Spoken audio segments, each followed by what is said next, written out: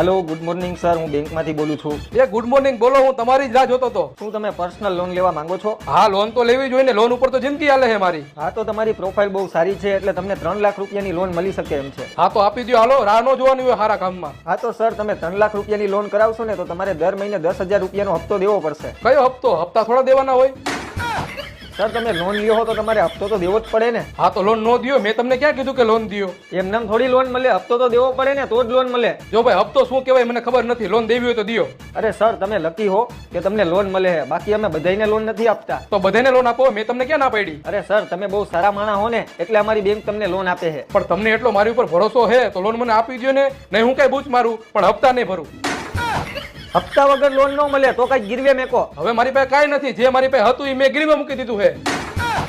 તો સર તમને લોન નહીં મળે. તો તમારા ડોક્યુમેન્ટ ઉપર લોન મને કરાવી દો. એમ નો હાલે સર, તમારી કઈક વસ્તુ રહીને